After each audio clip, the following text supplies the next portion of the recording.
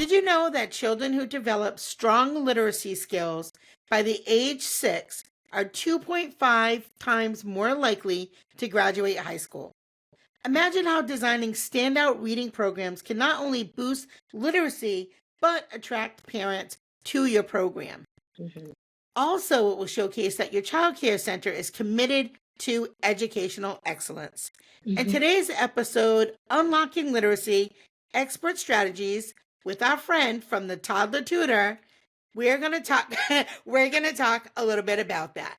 So, welcome to another episode of the Childcare Director's Chair podcast. Hey, I'm your host Erica Sacosio, and we are thrilled to have, and I'm going to say it wrong. She told me how to say it. Tangi. Did I get it? You Tangi did. P. She is the toddler tutor joining us, and she is going to share some transformative strategies to elevate early literacy skills for young children. Whether you're a parent, a teacher, or administrator, you're going to gain valuable insights into creating effective reading programs. Plus, Mhm. learn how childcare owners can develop excellent literacy programs to attract parents and highlight their center's dedication to early childhood education. So let me just tell you, I love her. We met at the Born to Teach conference. We instantly clicked. So Yes. welcome to the show, sweetheart. Tell everybody all about your love of literacy and how you have become this amazing tutor that you are. Oh wow! First of all, thank you so much, Erica, for having me again. We had so much fun at the Born to Teach conference doing this the first time, and I'm so thrilled to be back. Hello, world! I am Miss Tangi, the toddler tutor. I create early literacy and learning resources for little people, and I'm so thrilled to be able to serve in this community of educators and just give you some resources and tips on how to make back to school successful for this academic year. How did I come to love literacy? Oh my gosh. I taught in my 17 years of experience, I was a first grade teacher for 5 of them. So any early educator knows that first grade is like that real like that is where the literacy role really picks up and children are learning to read. So I was chin deep in strategy, children, just all these different practices that really gave me a lot of insight on what works and what doesn't for children. And most recently, as an elementary curriculum coach, I was privy to lots of different curriculums that are rooted in the most current practices. So it has been a journey over the last 17 years about teaching children to read, and having the skill set and the knowledge that I have has made me really, really just you said an expert. I'm like, I've never called myself an expert before, but I'm an expert Mhm. I think 17 in this years in a degree particular area. certainly makes you an expert. Yeah, it does. Experience alone can make you an expert, right? When you're Mm, doing it, right? So yeah. definitely in this particular area, I've gotten a chance to look at a lot of different do's and don'ts when it comes to literacy and instruction, as well as leadership in this particular area. And I'm just eager to share what I've come across and what can make people really, really profitable when it comes to teaching their kids at home and in their daycare centers. Yeah. So Yeah. before the show, I went on your website, and there were a couple of things that I really loved that stood out to me. And Yay! your website is beautiful, by the way. Thank Um, you. you're welcome. So I loved where you said that excellent reading programs really can set a school apart, and like not all schools are created equal. Yes, Yeah. absolutely. So talk a little bit about that. Absolutely. Well, in my capacity now as the toddler tutor, I get to see lots of different avenues of education that I didn't see as a public school teacher and administrator. Daycare centers are their own beast. And because there's so many of them and there's different regulations and rules when it comes to the curriculum they have to have, they're not all created equal, right? Especially when it comes to the curriculum. So I see that there a lot of times there is an emphasis on learning, but when it comes to it being very, very intentional and being targeted and differentiated by student, being data driven, that's where I see that there is a bit of room for improvement in what I've seen. I've seen some centers that are fully full full out curriculum. They're doing read alouds. They're doing all of the current practices. And then there are some that only post with, what the kids are playing and doing centers. And there's no context of what they're learning. And as a teacher, I want to see that. I want to see, like, okay, is your child leaving your center knowing how to read? Can they walk into a classroom confidently and really be able to absorb and grasp the concepts that they're learning in kindergarten? So those are the things that I've seen, and one of the things I want to contribute to improving as I go into this next leg of my career, just giving resources and guidance on what really works and what doesn't. I would think with children, you have a very finite amount of time to mold that brain from the age of 0, from birth to 5. The human brain doubles in size. So that could tell you how important that time is for, like they say, they're like a sponge. That is not an exaggeration. Like, they literally are absorbing everything around them. So if you're going to send your child to a center for 8 hours a day, they need to be putting in some real information that they can use in the real world and when they walk out of that center. So I definitely, that's where that comes from. And that's what I'm very passionate about. And I love too that you also reference parents being a child's first teacher. Yes. So let's talk a little bit about that before we dig into the nuts and bolts, but because I Okay. have some thoughts about that too. So talk a little bit about that. Well, in my opinion, and research also says that children can hear you in the womb. They have their brain development starts that early. I mean, it starts as soon as they are able, as the development is, when it starts, it continues. It never ever stops. So with that in mind, when you are, even when you're in baby's in utero, you should be reading to the baby. You should be talking to the baby. You should be doing things that are always in the mind of, this child can hear me. They should be in a learning environment. My opinion, and my daughter, she's 11 now. She just walked out. Our home has always been her classroom. Always. I had things labeled all over the place. My mother used to say she's going to hate school when she gets there because you always have a flashcard in front of her, but she doesn't. She doesn't.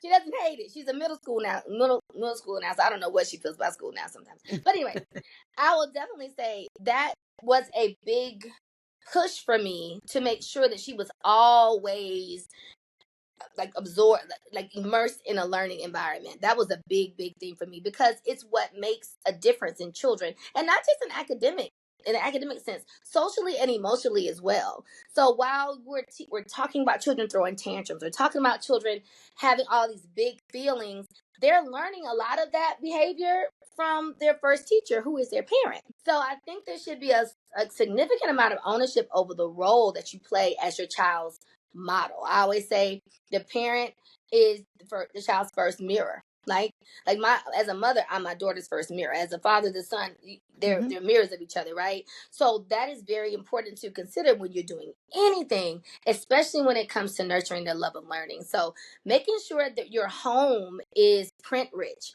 making sure you're having dialogue with your children, making sure that their screen time is educational and something that makes sustainable for them to actually learn from. I'm not, there's a big debate going on about screen time and all that stuff. But the big thing is, if you're going to have a screen in front of your child, make sure that they're learning something from it. All of that goes into the environment that you're really creating for your child, and it can make a big difference academically and socially. Yeah. Absolutely. So I think too, as an administrator, um, a big part of what we do at our school is that home to school connection. And that happens in Yes, early learning centers, especially high quality ones. And absolutely. a lot of times when you're working on, and I'm just going to give this as an example, our parent letter, which is it's probably like 2 or 3 pages long, but in every single month we give suggested books, suggested literacy Yes. books to read to your child, and they're connected to the themes or the lessons that we taught that month, so that Mm-hmm. it's a continual, right? So I Okay. thought that I thought it would be a good reason to have you on the show because we can talk a little bit about that because it isn't. Yes, our teachers are teaching, but so are the parents. And part of all good schools is that homeschool connection. And we do have a lot of parents who are in the younger side, and Mm-hmm. not that there's anything wrong with that, but just saying like they might need a little bit more supports. And Oh, then you definitely. have, yeah, and we have people too that move around a lot. Like you don't have the, 20, 30 years ago there was like a whole family unit, and you had grandma and mom, and Mm-hmm. you had a lot of people in your area, but people move so much for jobs that you may not Mm-hmm. have those supports as a parent. So I feel like as good educators, it's really important for us to think about the whole family. And so that's why, yeah. Yeah, that makes my heart so happy because that Oh, is exactly what the our society at large needs. I always said as a teacher, my welcome letter would let my parents know that the classroom doesn't belong to me. It belongs to you. hmm, You're sending your child to me to be nurtured and taught. So whenever you want to come in and observe, help, whatever you that was fine with me because I understood I was in a position of service, right? So when yes, it ma'am. comes to parent and teacher, there should be a partnership. And there's a certain level of relationship and rapport that has to be established before that can be really, really successful, right? Because you just can't walk it off the street and have a relationship. It has to be cultivated. So Yes, that sounds awesome. And I love the fact that you give them books that are aligned to what they're learning. So the learning yes. can continue at home through literacy. That is so amazing because it adds to their ability to speak to what they know, right? Hmm. It adds to their ability to just make connections based upon what they're learning in school and what they're reading at home, where they might decide to go on a family outing for the weekend. If you're learning about amphibians, I don't know why that was first Hmm. thought, or animals, and then you from your letter you're learning about animals. I as a mom could say, "Oh wow, we can get these books, and then we can go to the zoo." So there's Hmm. like a full circle experience that the child can have Yes. where they're again immersed into a learning experience. They're getting impacted by literacy, and they know that there's a partnership between their teacher and their parent. And I'm telling Hmm. you, that is Oh, chef's kiss when it comes to children. Children need to know that their parents care about what they are learning. yeah. That is Agreed. like that's a cheat code for parents. Please let your parents know. No, I'm sorry. Let your parents let your children know when you talk to their teacher, and teachers, please call your parents. I know the first week of school is very tough. I remember my first year, I passed out and slept 12 hours first Friday. However, if you take Sunday afternoon and early evening and call your parents, and just the fact that you called them to tell them, hey, little Ava had a great week at school. She was so Hmm. helpful. Because by the first week of school, you really don't have any bad news yet, right? Yeah. Let's pray. But you can tell them all the great things about their kid, and then the parent is happy because the teacher has called. They're happy to hear that their child did a great job, and the child hears praise Yeah. given about them from their teacher. Hmm. That is like that sets a whole new paradigm when it comes to your Yeah. partnership with the parent. So please, please, please, if you don't listen to anything Miss Tangi says, please make some time to do that this weekend because it will definitely pay off. Yeah. Definitely. Agreed. So let's get into the meat and potatoes Ooh. of teaching. Yeah. um, yeah. So let's talk about what are some effective strategies for teachers to support and enhance early literacy skills in young children. Okay, so I'm going to go back to something that really, really worked for me. And I taught kindergarten, first, and second grade. And I think this is something people get away from as children get older. If I were in the classroom now, I don't care whether I was kindergarten to 12th grade, I would still be doing read alouds with my children. Reading out loud to children, first of all, it's soothing, it's relaxing. But for children that young, you're doing so much at one time. You're modeling how to read. You're Hmm. modeling how to read with enthusiasm. If you go as far as to add think alouds to your read aloud, you're actually activating comprehension skills to that child. So that would be the one thing I would definitely say you could start as. I mean, read aloud should be happening anyway at home and daycares, but actually making it an instructional piece to go as far as to say, okay, if I'm going to read this book, what words can I really magnify for the children? What vocabulary adds to the context of the book that the children need to know? How can I use these words in their environment where they'll use them all the time? So there's so much that you could do to really make a read aloud come alive in a classroom. That's number one. The another one I would say is really, really looking at how the new research around the science of reading can be implemented into your daycare or your school. As I said, I've been in education for 17 plus years, and I've for many, many moons, right? However, this particular research based instructional strategy, this whole kaboom bam boom of the science of reading, is the one that really gets it right for me. It's like a combination of all the best practices that I used as a teacher and more that really target making sure children are phonetically competent so they can become fluent and comprehending readers. So what do I mean by that? That sounds like a whole bunch of stuff. Phonics. Children learning how to sound out words, knowing trick words and sight words, knowing how to manipulate their sounds to actually decode a word. Those are the things that's where the rubber meets the road for reading. And I learned that as a kid, but you'd be surprised how many people did not. And now children, we have a whole generation or two of children that are going into college and going into high school and college that cannot read fluently, and they're not comprehending because there's a gap in that knowledge base, that very fundamental phonemic awareness. I'm talking about things that you would think children automatically know by a certain age. Some of them do not. So this particular research is giving, and these practices are really filling that bucket in a really great way.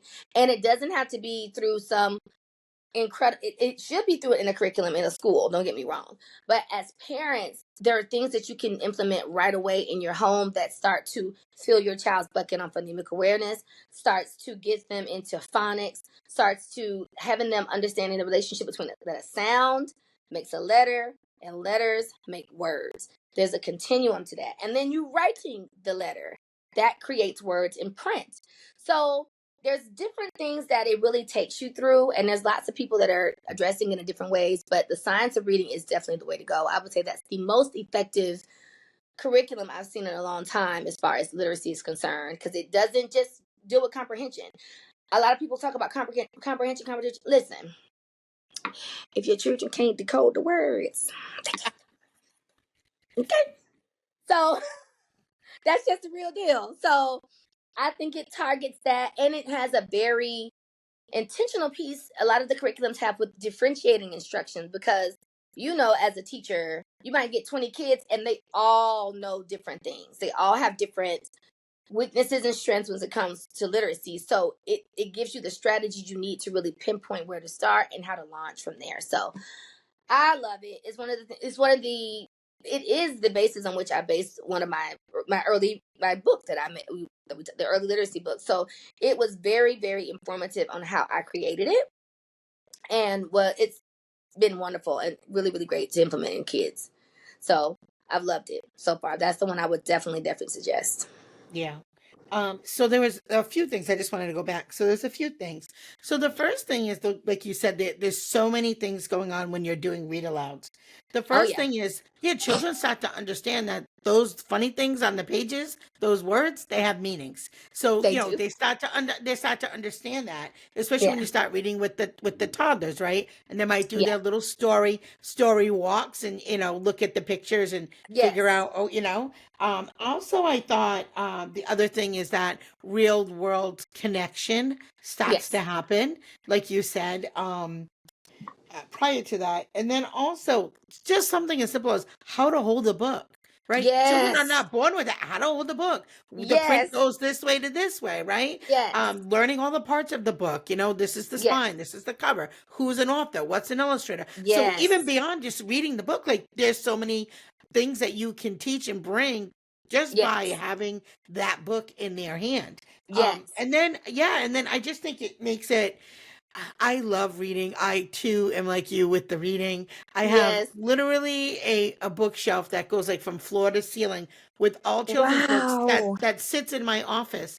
Every one of my offices have that. So I have books that are in the classroom and then books that are in my office that I Mhm. take out specifically. So I love to read to my kids. So I when love I that. when I when I'm like I need a break from the paperwork, let me see what book I'm going to bring. But Go even get my it. school age children love, and some people don't think that, but even my school age children love when I Oh, do a read aloud, right? yes. Yes. So I one of their, yeah, I'm sorry. Go ahead. I no don't no. mean to cut you off. I was thinking about when one of the last time I taught second grade. I love Roald Dahl, and one of the books that I read was The Witches. And Hmm. when I tell you, children, second graders, they Hmm. used to vote on whether or not they wanted to read it. I always read it before lunch. It was like a 10-15 minute period. We had some downtime, and I would read it before lunch. And they would vote, like, are we going to go outside today, or do we want to hear another chapter? And Hmm. 7 times out of 10, they chose to read. Yeah. And I was floored by that. But it just lets you know how much love children can have for literacy. When you put it in front of them, you make it accessible to them. A lot of them, as I've seen them when they're growing up, they said, I read The Witches. I'm like, you did? Yeah. When they were in sixth grade, whenever. But they read the book because they loved it so much in our class. So it is literally the gift that keeps on giving when you introduce children to specific authors. If you know a child has a particular interest. My daughter's second grade teacher, she gave her a collection of Roald Dahl books. That just has to be a commonality of ours. Hmm. And that was one of the things my child read all the time. She always was reading the Roald Dahl book. So those things really do go a long way when it comes to the school age kids, not just the little ones, and Yeah. beyond. Yeah. And beyond. Yeah, so I think, as an owner, when you put your owner hat on and you're trying to figure out how are you going to compete with all of these new types of schools, whether it's a charter school, UP, universal pre-K, like you're Mm-hmm. competing with a lot of different types of schools now that Oh you may yes, not have been competing with like 10 years ago. So one of the things that, going back to the school age kids is, we would read Cloudy with a Chance of Meatballs, and I'm yeah. Italian. And then what do you think we did next? Oh, What do you you ate think we did? spaghetti with We meatballs. we made some meatballs and Yeah, spaghetti. you Yes, we did. did. So I love making that real world connection. And books is like, and the other thing I think too is children love to hear read alouds when there's people like you and me reading aloud. That's Because true. we're very active, we're interactive. So yeah, Yes. if the kids don't want you to keep reading aloud, that means you need to practice on your reading aloud. Listen, we Right? don't Let's make yeah. the news; we just report it. Yes, yes, Okay. ma'am. Yes, ma'am. So and then I think too, in Rhode Island we have the Rhode Island Early Learning Standards, and many states have their learning standards Oh. for the early childhood education. And part of that, they had put together these really fantastic family activity cards. And Oh.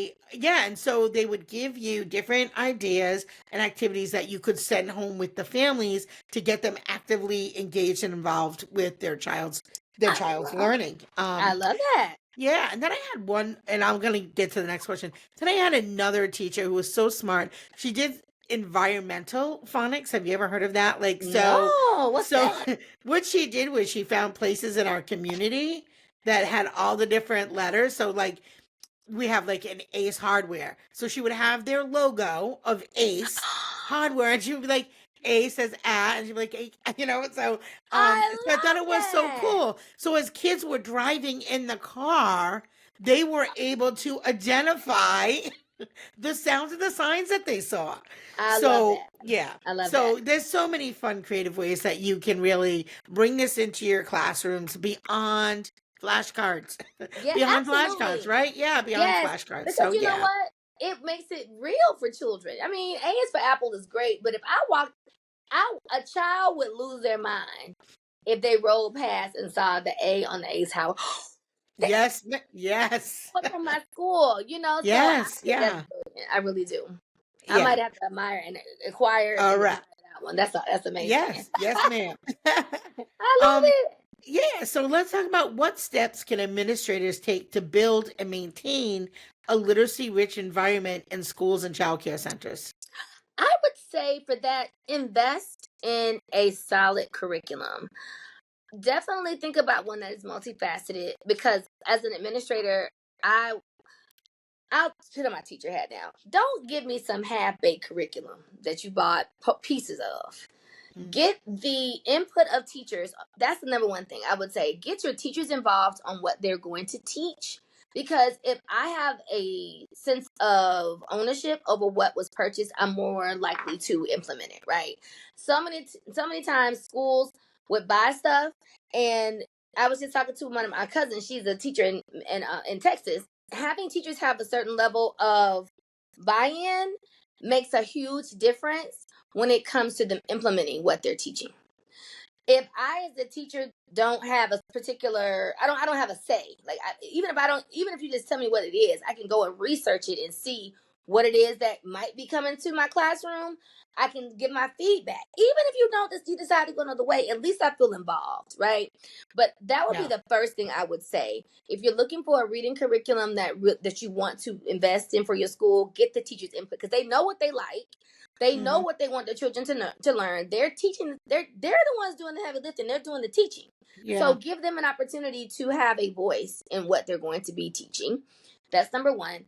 In regards to curriculum for a sound literacy program, definitely think about something that incorporates the science of reading. I cannot say that enough because building phonemic awareness is going to be where the rubber meets the road. So if you, as a daycare owner, if you are starting there and you're launching forward, as long as you're building that capacity in children, you will have children walking out of your doors at 4 and 5 knowing how to read, which is marketable. Yep. I have a daycare that I work with, and I told them, I said, listen, you got children walking out of here that can read. I would say charge $350 a week. Hmm. I would pay that. As if I had Yeah. a toddler and I had to go to work and I really wanted them to learn how I didn't want them, I don't want a babysitter because I know how Hmm. precious that time is.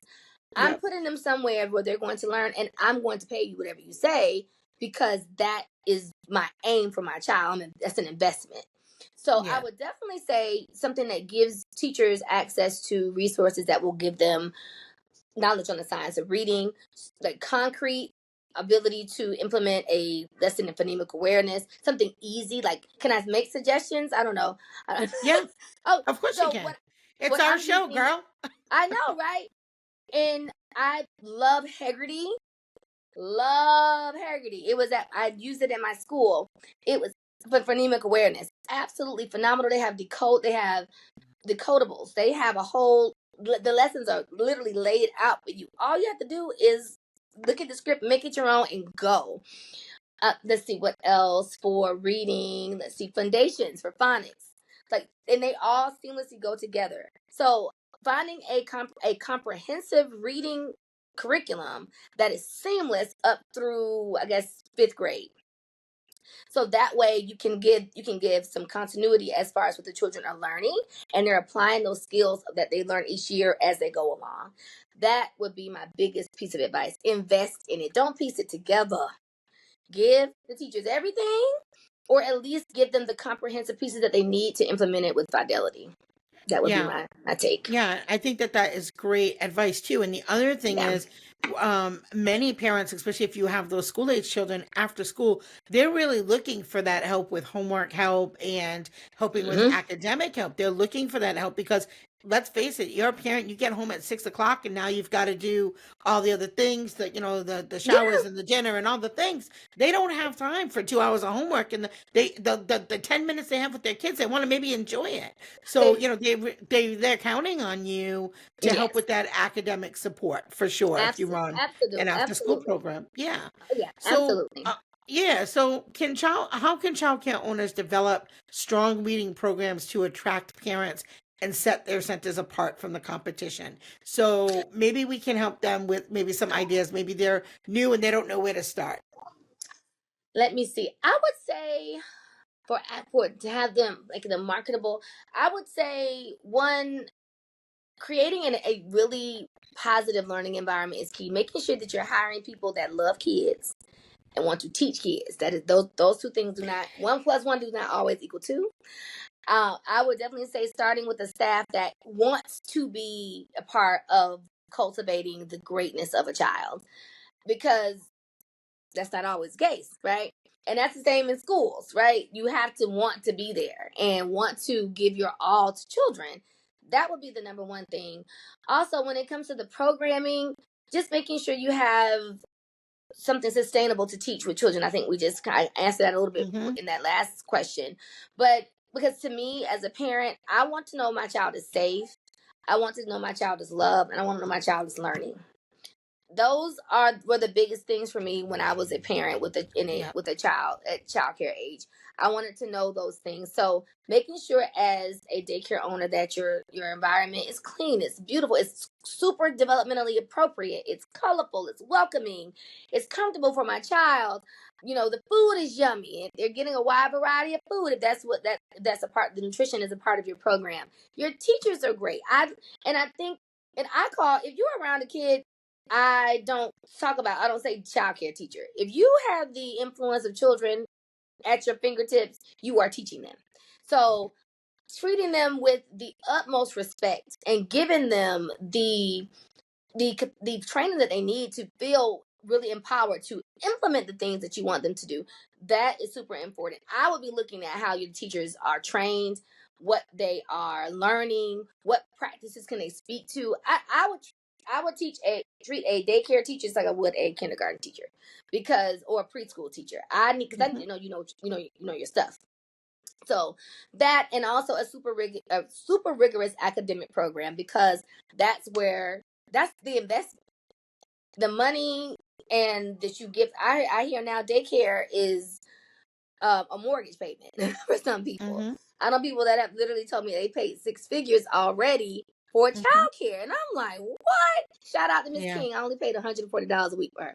So, so, Well, but I it, want to, yeah, let me just, I don't, I want to stop you right there for one sec. please, yes. So there's a lot of words that get interchanged a lot in our field. Okay. So I want to tell you, early childhood education has changed tremendously. Oh yeah. And many of the ladies that now work in early childhood settings have teaching degrees.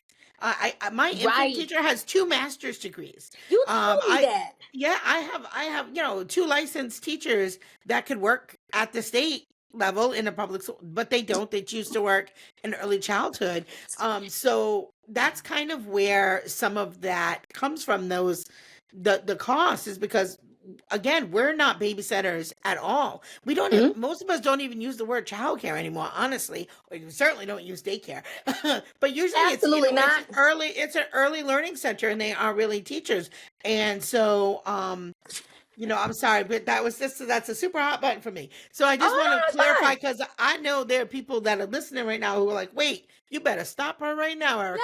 No, So so I just want to clarify that please. we're, there are very distinct differences. And Okay. yeah, so I'm not sure that many programs are daycare, childcare anymore. Most of us are early learning centers, and particularly the ones that are still around, Yes. because again, where people are now picking between whether I'm going to send my child to public school or Hmm. early learning center, right? And there's pros and cons Got to you. both, but right. So I just want to make that distinction. I did not mean to cut you off. No, So it's fine. Please yeah, get me I didn't together, mean to cut you please. off, but yeah. Oh no, it's Um, fine. so um, what would you say, like, the most common challenges to educators? What do you think the most common challenges would be for them to implement a literacy program? The biggest challenges, I would say, I don't want to sound like a broken record, like just Yeah. literally having a lack of access to the resources that they need to really implement it. I would say Hmm. that. I would say, even if they have the resources, have they had enough professional development to actually implement it with fidelity? I know as a teacher, I always wanted to know what was best for my children, because that, if you tell me it was good for my kids, I was going to do it. Yeah. So I would want to make sure that teachers have what they need to feel successful standing in front of children and teaching the strategies and going along with the curriculum. That would be the biggest thing I would suggest. And and that would be a challenge. Another challenge would be having, this isn't a big challenge. So, and as an administrator, I was really, really, I held this sacred for my teachers, their planning time. Mm. So it sounds really good to say, okay, here's this curriculum, go and do it and teach your kids. Well, when are they going to do it? You know, like Yeah. giving teachers enough time to actually okay, whether it's a day, whether it's half a day, whether it's an hour or so, they need to have time in which they can actually prepare. Because Mm. if you're an adult, you have responsibilities. I don't care whether you're single, married, no kids, 5 kids. There is something else you need to do when you leave work, and you really don't want it to be work. You want it to be Yeah. something that is something that will sustain you as an adult, right? So those are the things I would want people to really. I wanted my teachers to do. I was myself and my principal at the time. We were very, very like, listen, go out, do things. But they're like, we don't have time. We got a plan. So as much as we could, we didn't interrupt that time. So they had the time they needed to actually flush out their ideas on how they were going to teach kids. So having that would be amazing, and just giving them the tools that they need to get it done. I have faith in teachers. I believe you until you give me a reason to not to, that you love kids and you love to teach. So I think those are the things that could be game changers for teachers if they just have the resources. Yeah, I think that's amazing advice. So as a childcare owner, no, really, that is something that they don't get enough planning time. You just Mm, really don't. You have to be really intentional about making that happen. And sometimes that means for the half day, you as administrator, you're going in the room and yeah, that educator's going to your office and do their lesson planning. But yeah, I would say that that is a challenge for some centers for sure. yeah. Yeah, for many, many reasons. But yeah, I think that that's really great advice. And if you want to have an exceptional program, Hmm. you have to be committed to that investment of not only the curriculum and getting great curriculum, as you Hmm. had mentioned, but that time for them to actually implement it. They have to Yeah, read what the lesson, especially if they didn't create the lesson. I got to read it. How I am I got going to implement it? How am I going to make it a little different for Johnny as opposed to Susie? So yeah, so absolutely. that's yeah, that's great advice. So we're going to get a little bit as we get closer to wrapping up. Um, how can technology, and this is, I wanted to end with this because of your books that you have, and we'll Yeah, talk about that. Yes, I love them too. I've got them at my school. They're fantastic. So thank let's talk you. about how technology can be effectively integrated into early literacy programs. Well, I am, as much as I love for children to have interactive hands-on activities in front of them, technology is a way of life. Like, we live in a digital world, and children are going to have to be able to make decisions about what they should watch, what they should do, and putting them in front of really, really well thought out and just academically rich content is going to be is very, very important, especially in the near future. Everything is going digital. Like, you can't even barely can get kids right with a pencil anymore, right? So with that in mind, I would definitely say, if you're going to have screen time with kids and implement technology in the classroom, make sure it's something that is at first aligned with what you want them to learn. So let's say you have a really great curriculum. Most of them have a digital component that you could use in the classroom. I was just talking about one today, reading A through Z.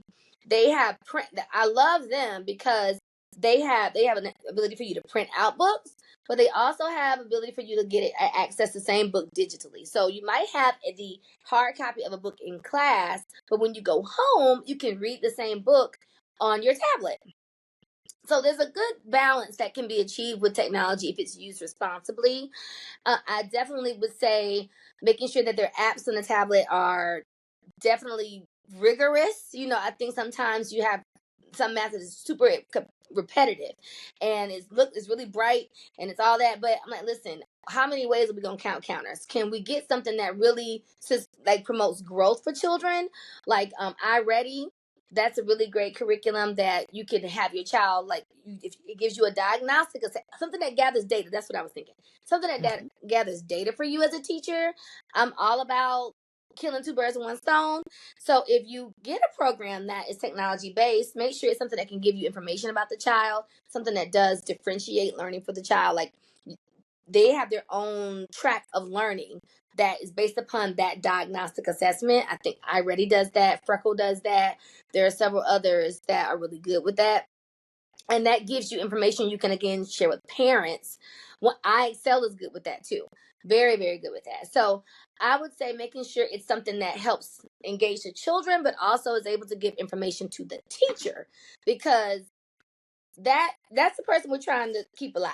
Okay. So as much as possible, help the teacher out with giving the child something that is aligned to curriculum. They can get some data off of it, and it's something the child can actually use at home that addresses differentiation and instruction too. And if you really want something super fun, busy books are always an incredible option. So they also, my busy books also incorporate YouTube videos as well, because that's a way of life too. I mean, that's, my daughter and my niece are in there. They're watching YouTube. They're not watching TV. They're watching that. So putting that, even things like that that are academically rich and aligned to what you're learning in front of children, all of that should be like a full plate of things they can pull from and be engaged in academic rigor. So technology is definitely the way to go, but it has to be dealt with responsibly. That's the key. Yes. So, my final question is, tell folks about who the Toddler Teacher is, what you do, and about your products. Well, the Toddler Tutor is an educator. I'm a believer. I'm a mom. I am a servant. I am so many things that wrap up into this t-shirt. This is birthed out of an answered prayer and just a passion for children, leaving my classroom confident, happy, competent students. I pride myself on being able to say I have sent children into the world better than they were before I came, whether it's academically or socially, emotionally. You know, you're going to learn a lot of things from Miss Tangi if we spend enough time together. So that is a part of what I brought to this new business. It has been the ride of my life. I mean, this is like my second child, and it has been such a blessing to me, my family, and everyone else that has a busy book. So the first book that I developed was out of basically just, as a kindergarten teacher, seeing so many children walk into my classroom from early learning centers that the first thing that I want everybody to know, when you send your child to school, public or private, they're going to assess your child. They want to know what your child knows so they can know how to address them academically, as well as just to see where they fit. You know, if do they have some deficiencies that they need to address right away. So I would see so many children coming in from these fancy centers, and they didn't know how to count to 100, and they didn't know their letters. And I would have parents sitting in front of me like, my child knows their ABCs. I'm saying, okay, so how do you know that? They sing the song all the time. That's a song. I can sing a lot of songs. That doesn't mean I know anything about what they're talking about. So those are the things that I saw. And after having conversations with even friends of mine, that we all had kids that were in the same age range, and I was doing things with my daughter that they weren't. And they were like, oh yeah, the daycare child, they'll do it. The childcare center will do it. And I'm like, no, they're not. So it was so pressed upon me to just do something and give a product that, especially after COVID, because I wanted, so many kids were on devices all the time. And especially for the littles, I went back into my school and kids did not write. They were writing with their fingers. They didn't even, the kindergartners that were during COVID, they didn't even know how to hold a pencil because they were writing and tracing things with their fingers. So I wanted something that was more hands-on for children to be able to really interface with what they're learning, something that parents could help, and is very, very simple. And I, being a teacher, I don't believe you know anything unless I taught it. So that is why there's videos in there. So I'm there to help you facilitate this so you get it right. So that is where the Early Learning Busy Book was. That's when it was developed. It has evolved over time. It has dry erase activities. It has opportunities for you to practice uppercase letter matching and lowercase letter matching. You have beginning sounds. You have numbers to 0 to 20, shapes, colors, days of the week, months of the year, all of this. Can I show it? Yeah. So now, the only people going to be able to see this if you go to our YouTube channel. So go to our YouTube channel, Childcare Director's Chair, hit the subscribe, watch the video. Period.